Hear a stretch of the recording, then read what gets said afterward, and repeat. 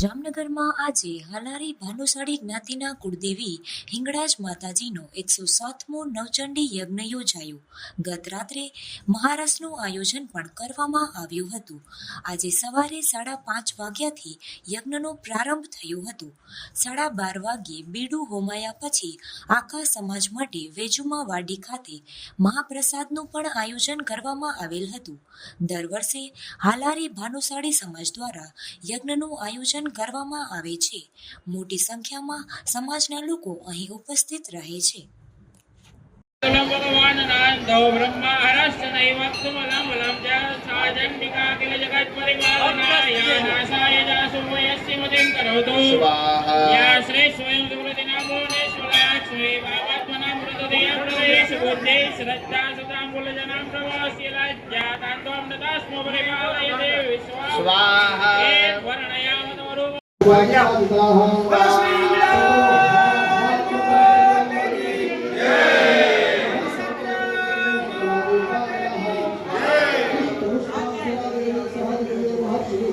Jogando